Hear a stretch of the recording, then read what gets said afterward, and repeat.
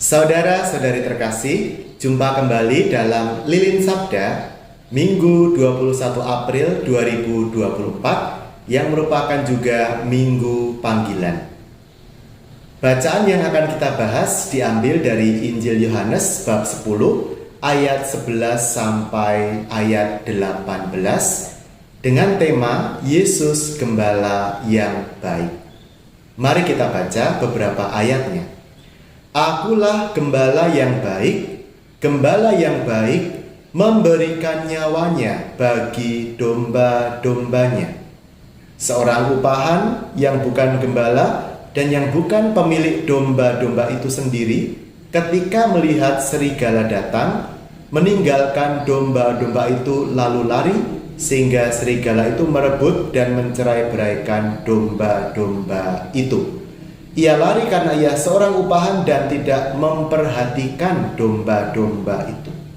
Akulah gembala yang baik, yang mengenal domba-dombaku dan domba-dombaku mengenal aku. Saudara-saudari yang terkasih dalam Kristus, dalam Injil Lukas, gembala adalah kelompok pertama yang mendapat warta kelahiran dari malaikat bahwa Yesus telah lahir ke dunia. Gembala pada masa Tuhan Yesus adalah kelompok masyarakat yang kurang dihargai karena dua hal. Hal yang pertama, gembala itu sering dianggap ternaknya merusak tanaman orang. Sehingga gembala sering dipersalahkan sebagai perusak tanaman orang. Yang kedua, para gembala itu karena profesinya yang harus menjaga kawanan ternak, mereka kesulitan untuk mengikuti ibadat-ibadat yang biasa diselenggarakan di sinagoga, di bait Allah, dan sebagainya. Jadi, oleh masyarakat pada umumnya, gembala itu dianggap orang yang jauh dari Tuhan, jauh dari ibadat suci. Uniknya, warta kelahiran Yesus diwartakan pertama-tama kepada para gembala.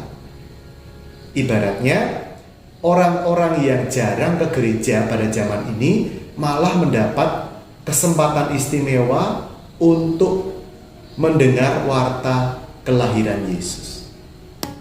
Disinilah saudara-saudari kita bisa melihat keberpihakan Allah kepada mereka yang dianggap jauh dari Tuhan. Justru Allah ingin merangkul para gembala yang jauh dari Tuhan. Nah, yang lebih luar biasa lagi, dalam Injil Yohanes, Yesus menyamakan dirinya sebagai seorang gembala, tetapi dari sisi yang sangat positif, yaitu gembala yang mengenal domba-dombanya satu persatu. Ya, jadi kita masing-masing ini dikenal secara mendalam oleh Yesus gembala kita. Maka sebagai ungkapan syukur kita juga diajak untuk mengenal Yesus secara pribadi. Dengan apa? Dengan mendekatkan diri kita dalam doa, dalam pembacaan Alkitab, dalam perbuatan baik kepada sesama, pelayanan, dan sebagainya. Yesus juga menambahkan sesuatu yang istimewa dalam gambaran gembala, yaitu apa? Akulah gembala yang baik. Gembala yang baik memberikan nyawanya bagi domba-domba. Jadi, Yesus bukan hanya menjaga domba-dombanya, tetapi rela mempertaruhkan nyawanya, bahkan wafat di kayu salib untuk kita, para domba gembala.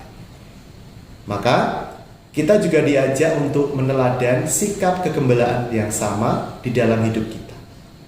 Kita yang menjadi orang tua, mari kita menjadi gembala yang baik bagi anak-anak, bagi keluarga yang dipercayakan kepada kita. Kita yang menjadi biarawan-biarawati juga dipanggil untuk menjadi gembala yang baik. yang melindungi, yang tidak merusak umat yang dipercayakan kepada kita dengan teladan kita yang buruk. Yang masih hidup lajang juga diajak untuk menjadi gembala sesuai dengan peran dan pelayanan masing-masing.